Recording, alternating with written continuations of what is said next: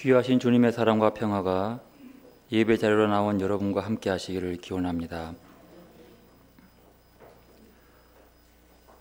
여러분, 사도란 어떤 사람일까요?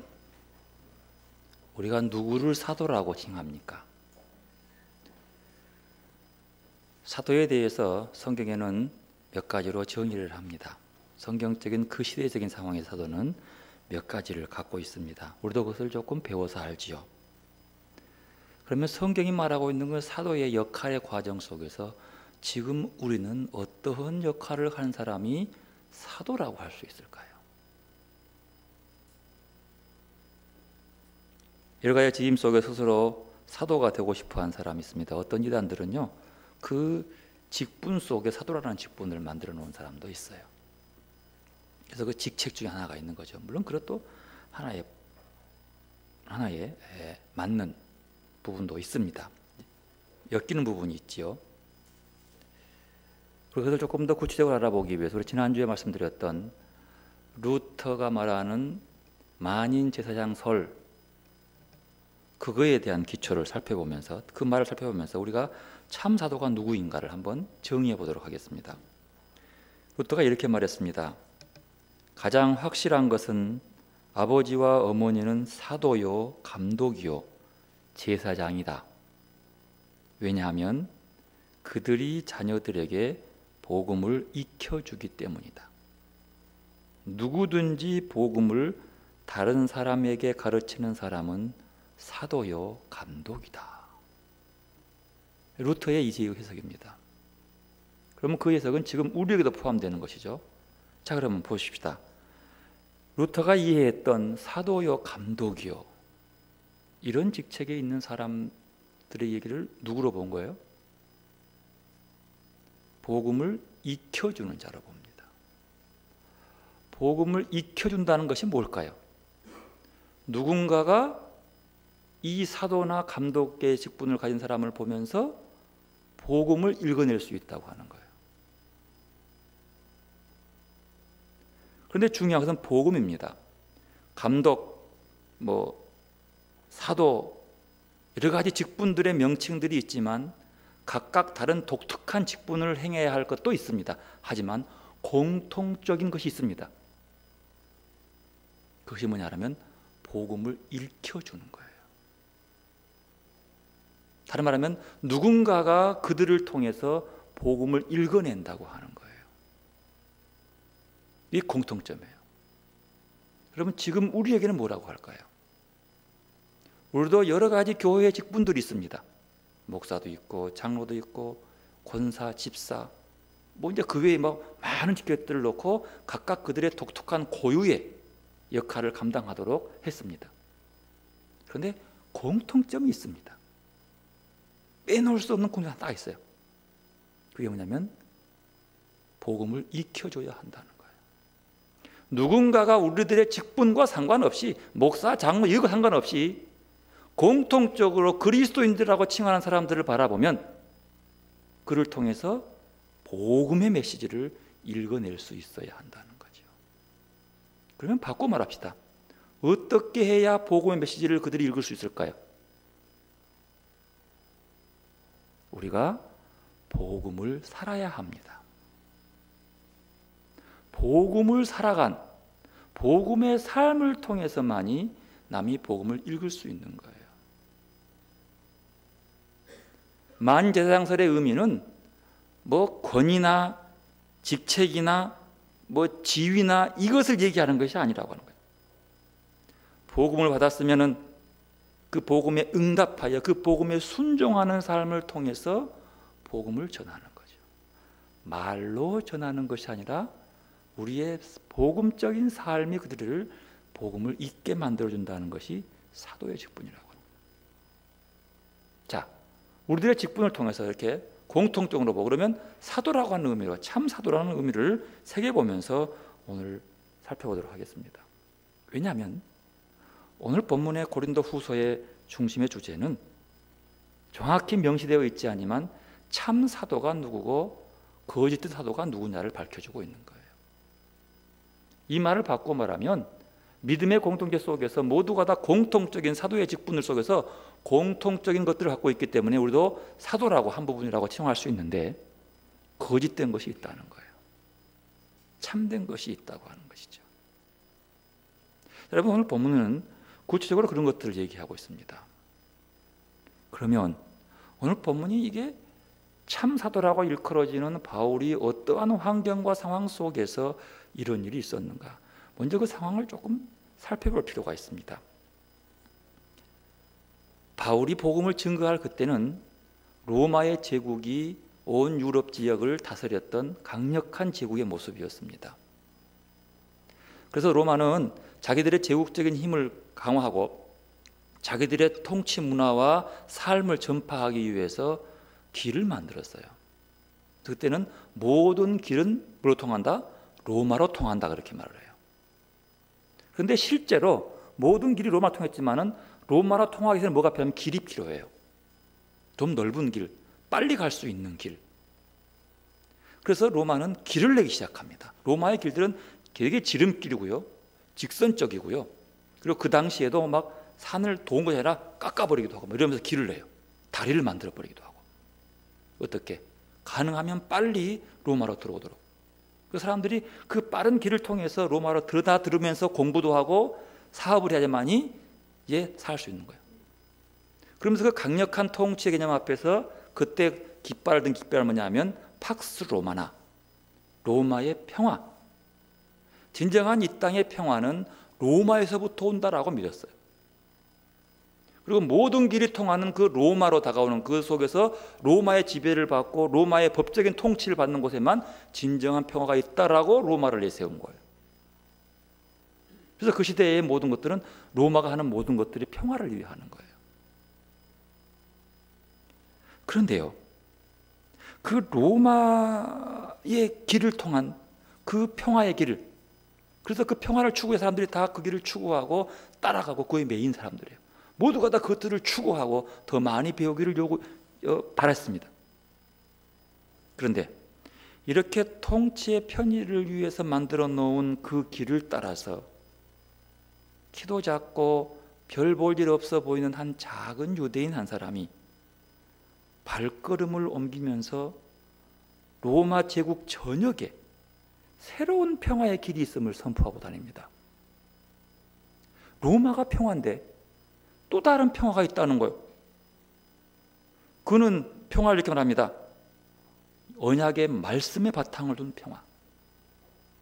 비폭력과 힘이 아니라 정의와 사랑을 통한 평화의 길을 제시합니다. 바로 그 길이 십자가의 길이고 예수의 길이었습니다. 로마의 입장에서는 힘에 굴복하고 로마의 문화에 동화되기를 열망하는 사람들에게는 이 바울의 가르침은 이게 이 새로운 평화는 이게 굉장히 걸림돌이 되고 낯선 거예요. 생소한 거예요. 아니 뭐 저런 게 있어? 뭐 저게 평화라고 그래?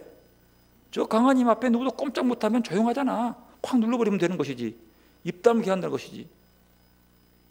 좀 봉기 일으키려고 그러면 예수님 같은 사람 잡아 죽여버리면 끝나는 것이고, 그러면 조용하는 건데 왜 저걸 순수하지 않고 저런 엉뚱한 소리를 하고 있지? 로마의 평화에 거슬리는 예수를 죽인 십자가가 평화의 길이라고? 그래서 그는 가는 곳마다 의심의 눈초리를 받고 환난과 박해를 받았습니다. 바울이 고린도에 보내는 편지, 오늘 본문을 통해서 자신이 소아시아 지방 로마의 제국 속에 포함되면서 로마의 평화를 추구했던 가치가 있는 그곳에 참된 평화와 새로운 평화의 길을 제시하면서, 이 반역이죠. 그것은 얼마나 고통이 심했는지를 이렇게 말합니다. 살 희망마저 잃어볼 지경이었습니다. 스스로 죽음을 선고받음이라고 생각할 만큼. 오늘 보면 그 고통을 얘기하고 있어요. 도대체 그에게 어떤 열정이 있길래 그로 하여금 그 길을 걷게 하는 것일까요? 어떤 꿈이 있길래, 어떤 열망이 있길래 세상에 그런 고통과 어려움, 살 희망조차 잃어버릴 만큼, 죽음을 선포할 만큼 그런 고난 속에서도 그는 그 길을 가지고 걸어갈 수 있을까요? 그것은 그가 일확천금의 꿈을 꾼 것도 아닙니다. 공명심을 가진 것도 아닙니다. 자기 정치적 입지를 다지기 위한 열정도 아니었습니다. 그는 예수 그리스도를 통해서 우리에게 계시된 새로운 세상의 꿈, 새로운 평화의 길에 사로잡혀서 그는 온갖 환란을 마다하지 않고 평화로마를 얘기하는 힘의 평화 앞을 누비고 다닙니다. 십자가의 말씀이 멸망하는 자들에게 어리석은 것이요 구원받는 사람인 우리에게는 하나님의 능력이라고 얘기하면서 그의 삶의 비밀을 풀어가고 있다.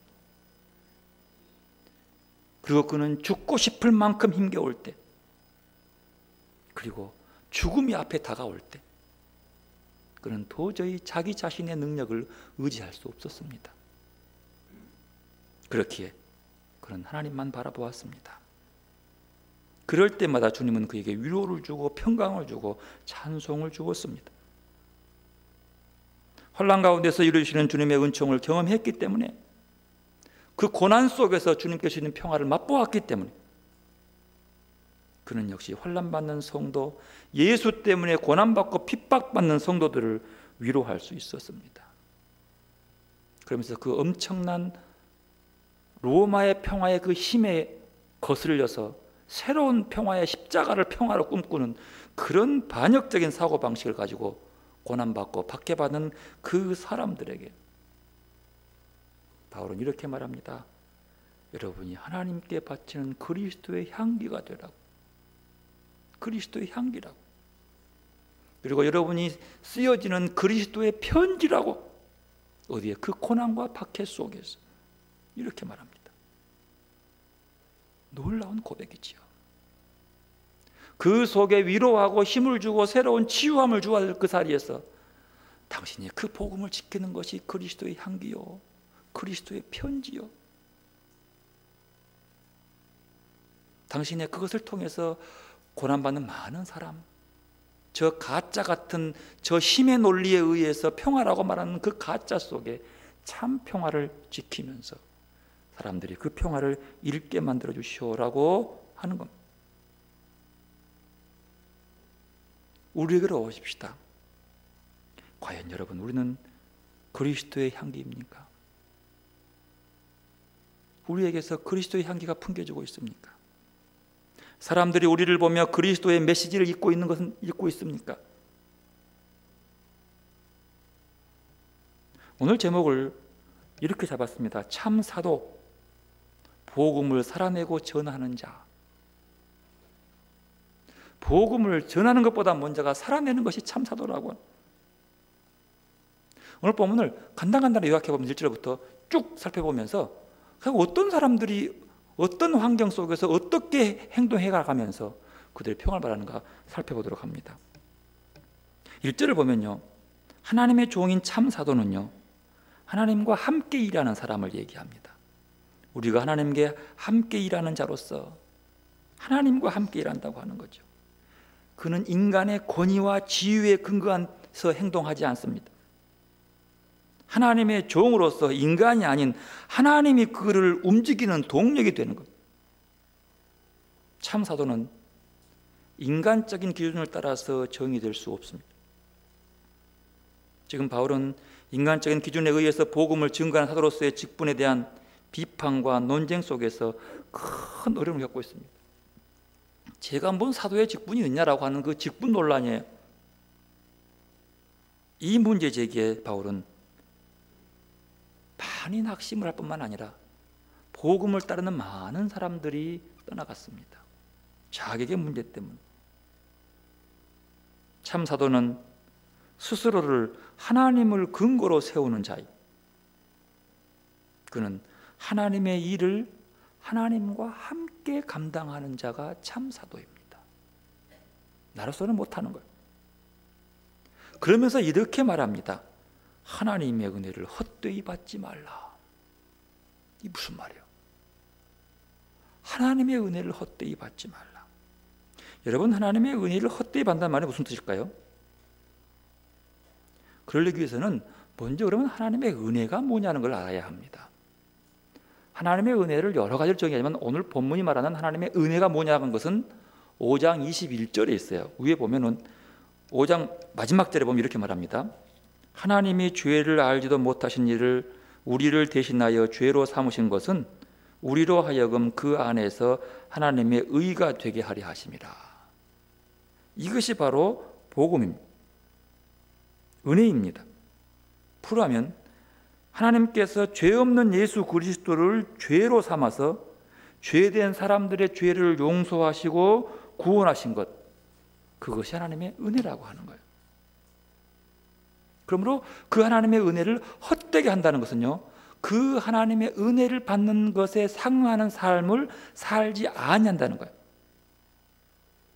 즉 말하면 인간이 갖고 있는 본래적 죄로부터의 분리된 삶을 살지 않고 죄 가운데 발을 딛고 산다고 하는 그런 뜻이에요. 하나님의 은혜를 감사하고 기쁨을 받은 사람은 자기 자신만을 위해 살던 삶을 청산하고 그리스도를 위한 삶으로 바뀌는 것을 얘기합니다.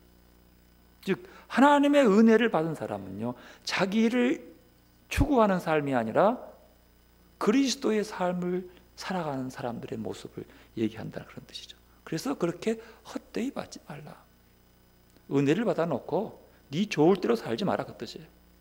은혜를 받아놓고 지금까지 살아온 방법대로 그것들을 더 확장하고 확대하려고 하지 말라, 그 말. 그래서 헛되이 받지 말라, 그런 뜻입니다. 그리고 2절에는요, 하나님의 종인 참 사도는요, 지금이 중요하다는 것을 얘기합니다. 자꾸 옛날 얘기하지 말아라 그러면서 이제 말하죠. 보라, 지금이 뭐요? 은혜 받을 만한 때예요. 보라, 지금이 구원의 날이다. 최고의 은혜가 구원이란 말이에요. 그러면 그 최고의 은혜는 언제냐? 지금 받는 거예요. 자꾸 옛날 얘기하고 미래 얘기하지 말아라. 지금이다. 그래서 이거 굉장히 지금을 2절에 지금의 강조론에 대해서 가지고도 논문들이 많이 있어요. 근데 바울이 얘기하는 부분은요, 지금이야. 근데 그 지금 어느 때입니까?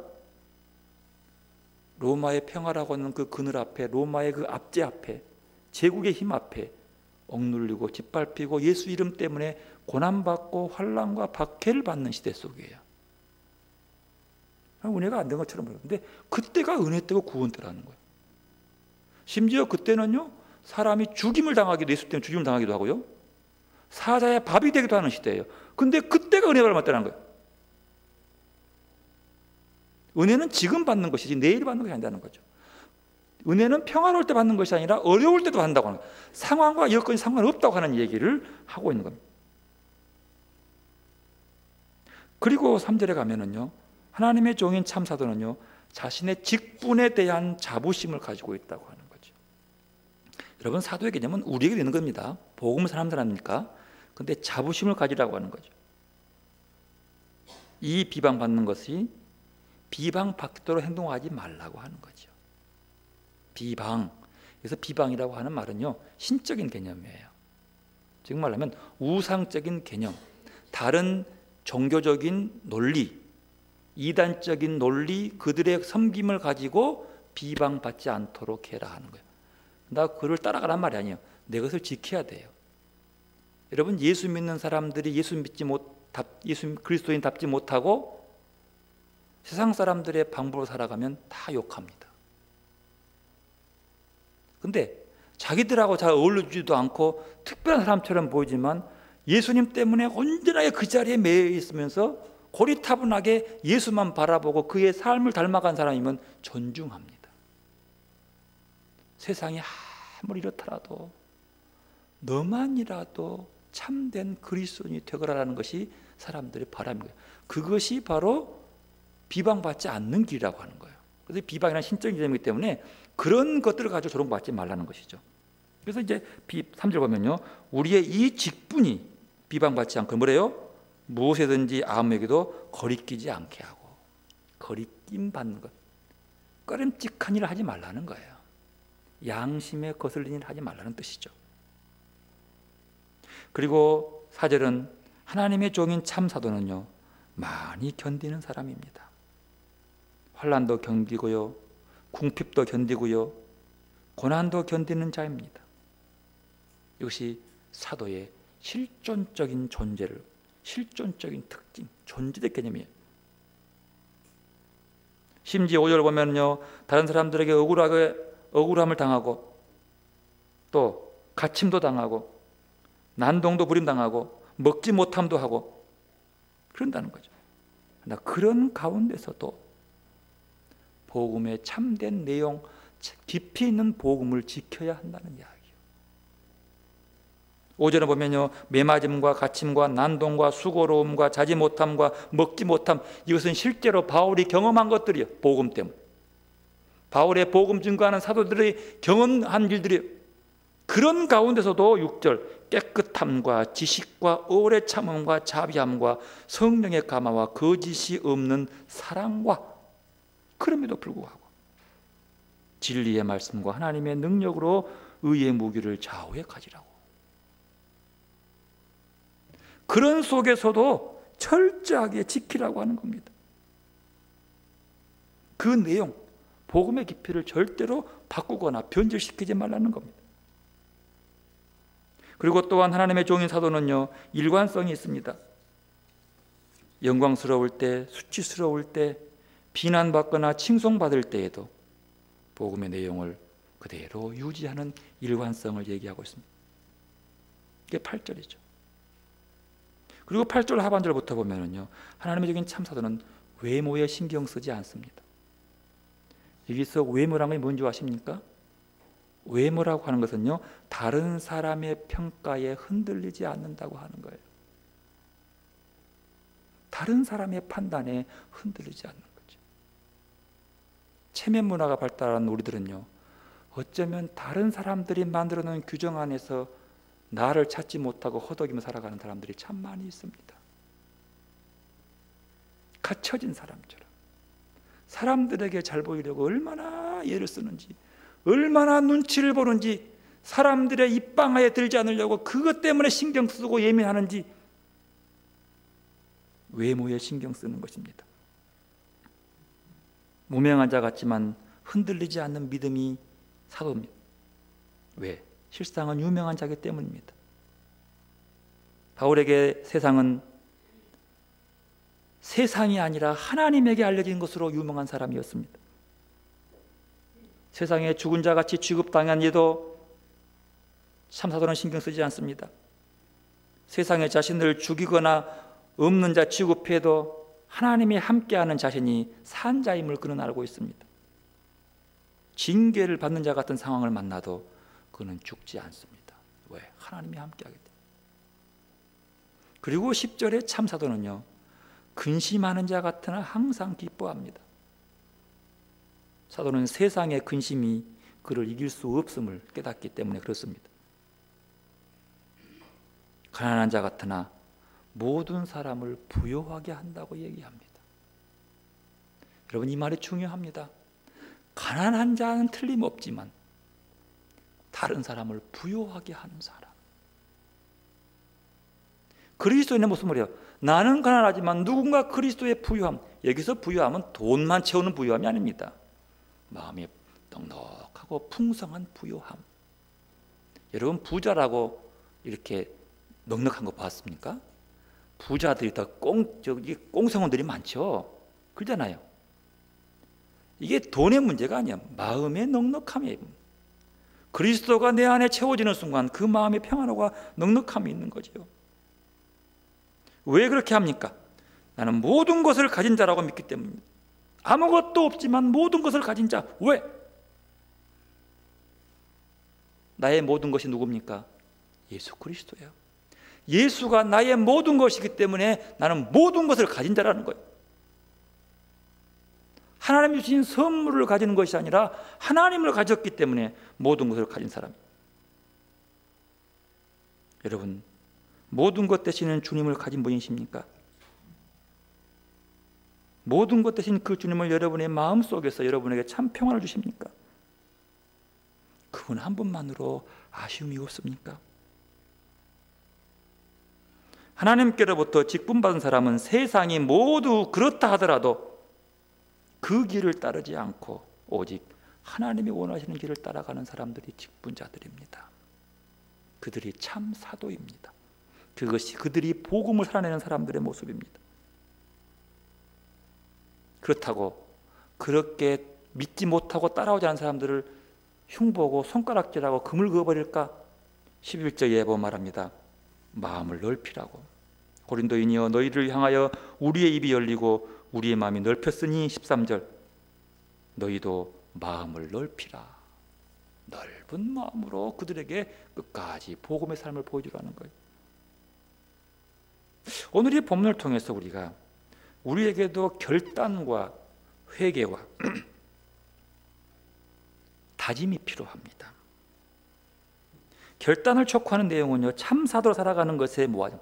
참사로 산다는 게 뭐냐는 거죠. 그러면요, 참사도로 살기 위해서는요, 하지 말아야 할 것들을 한번 살펴볼 필요가 있는 거죠. 오늘 보면 돌아봅시다. 1절 보면요, 참사도는요, 사람과 함께 일하고 하나님과 함께 일하지 않는 것 같은 삶을 조심해야 한다는 거예요. 사도가 사람들하고는 잘 일하면서도 하나님이 없는 것처럼 보이는 경우들이 많이 있어요. 여러분들 그거 못 느끼십니까? 너무 열심히고 너무 잘하고 너무 큰일을 하는데 하나님 있는 것처럼 별로 안 보이는 거예요. 그 반대가 돼야 한다는 겁니다. 사람이 아니라 하나님과 함께 일하는 사람이 사도라고 하는 거예요. 우리는 눈에 보이는 사람에게 집중하는 일을 통하여 하나님과 함께하는 일을 놓치는 경우들이 많습니다. 사람 바라보다가 하나님 놓치는 경우가 많아요. 이것을 조심해야 합니다. 하나님의 사역을 자기 사람 만들기로 착각하는 경우들이 종종 있습니다. 내 사람 만드는 것이 아니라 하나님의 사람 만드는 것이 사도들입니다. 여러분, 그 사도의 직분을 감당하시기 바랍니다. 인생을 살면서 하나님과 더불어 일하고 인간과 협력하는 것이지, 어떤 인간이든 나의 소유의 개념으로 이해하는 순간 하나님과 함께함은 사라져 버립니다. 참 사도가 조심해야 할 게 또 있습니다. 지금 상황이 좋다고 감정적으로 흥분하고 붕 뜨거나 지금 상황이 좋지 않다고 감정적으로 좌절하지 말아야 한다는 거예요. 상황과 환경과 처지 때문에 좋아하고 슬퍼하고 분노하고 넘어지지 말아야 한다는 겁니다. 그래서 2절에 말합니다. 뭐라고요? 지금 은혜 받을 때고 지금 구원 날이야.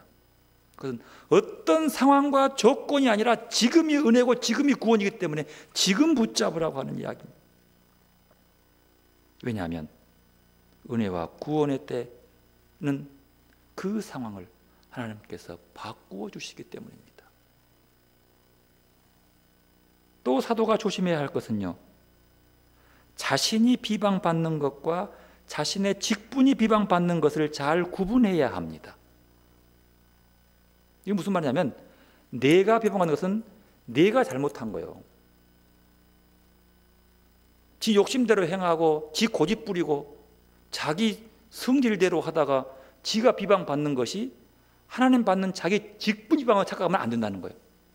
그건 철저히 회개해야 되는 거죠. 그러나 하나님께로부터 받는 내 직분이 비방받는 것은 견디지 말아야 합니다. 이건 어쩔 수 없는 거예요.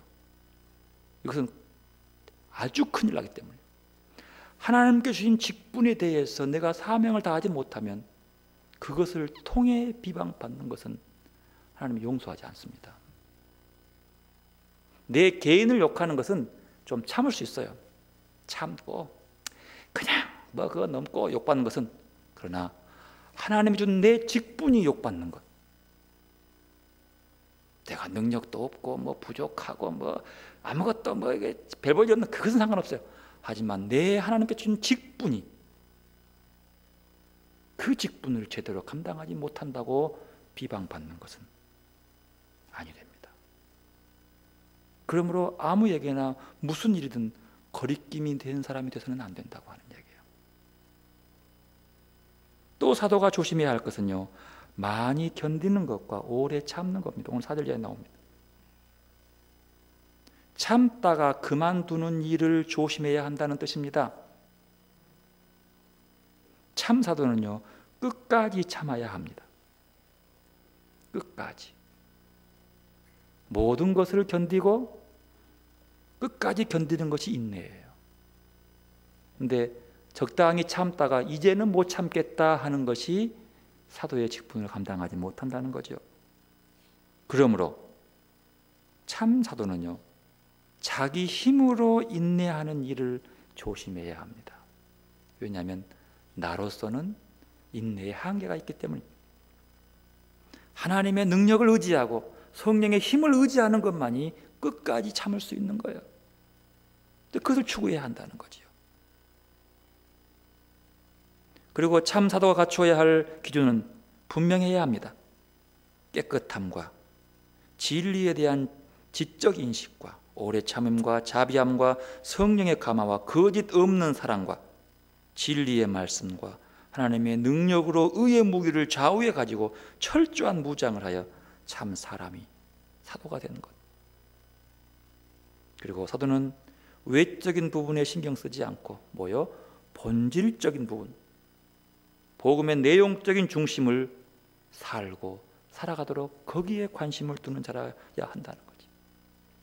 외적인 것에 관심이 아니라 본질적인 부분에, 비본질이 아니라 본질 부분에. 참사도는 또한 세상의 평가에 신경 쓰지 않는 겁니다. 외형에 신경 쓰는 것이 아니라 늘 뭐요? 내면의 아름다움을 추구하고 내적 평화와 내적 진리를 추구하는 것이 사도라고 하는 거죠. 그 마음에서 풍겨나온 아름다움이 사람들에게 감동과 감화를 주게 되는 것입니다. 분당에 있는 어느 목사님께서 미국의 참 훌륭한 복음주의 교회들을 탐방할 때 그분이 그레이스 커뮤니티 초치를 방문했다고 합니다. 그 교회는 존 메가더 목사님이 심무하는 분이죠. 존 메가더 목사님은 한국의 굉장히 유명한 복음주의적인 목사님이십니다. 많은 책, 저도 그분의 책에서 많은 감동받았어요. 그분의 설교에 한번 뿅 갈 때도 있었습니다. 유명한 분이 그분을 만나서 이렇게 질문했다고 합니다. 목사님, 지금까지 목회하시면서 목회에 성공했던 것이 무엇이고 실패하였다면 무엇이 실패하셨습니까? 라고 물었답니다. 그러자 그 목사님은 10초도 생각하지 않고 바로 이렇게 답하더랍니다. 내가 한 것은 다 실패였고 예수님이 하신 것이 다 성공이었습니다. 더 이상 말하지 않더라는 거예요. 그 목사님이 큰 충격을 받아버렸어요. 그렇구나. 내가 하려고 했던 것은 다 실패였고 예수님이 한 것이 성공이었구나.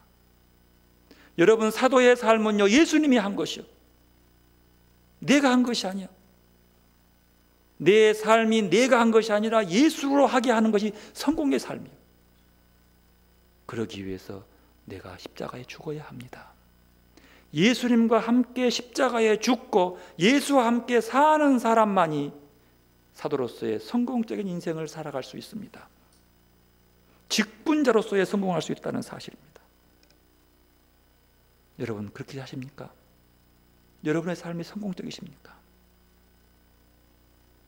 그러기 위해서 나는 죽고 예수로 사는 여러분들이 되시기를 바랍니다. 내가 자아가 죽어야 사는 것이죠.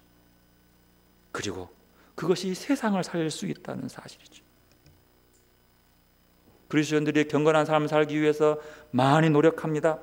애를 씁니다.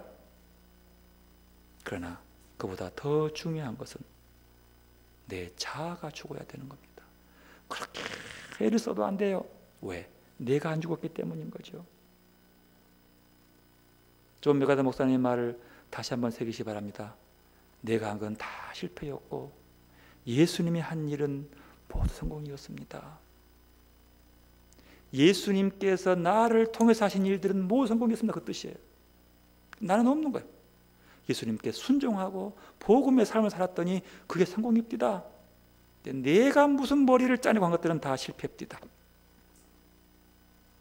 우리도 역시 나는 죽고 예수로 사는 모습으로 여러분의 인생의 생의 모습들이 하나님 안에서 성공의 삶을 살아가는 여러분이 되시기를 바랍니다. 기도하겠습니다. 하나님, 우리에게 복음 안의 삶을 살게 하시고 좋은 사도로서의 직분도 허락하셔서 복음으로 살고 그 복음을 전하게 하시오니 참으로 감사합니다. 우리의 삶 속에서 내 자아가 죽고 예수로 사는 삶으로서 그리스도 안에서 성공의 삶을 살아갈 수 있도록 주님 도와주시옵소서. 주님만으로 만족하고 기뻐하게 하시고 그것으로 모든 것을 가진 자처럼 풍성한 우리의 믿음이 되게 하시고 그 믿음을 통해서 많은 사람들에게 그리스도의 아름다운 향기를 풍기며 그리스도의 편지가 되는 우리의 삶이 되게 하여 주옵소서. 예수님의 이름으로 기도드리옵나이다. 아멘.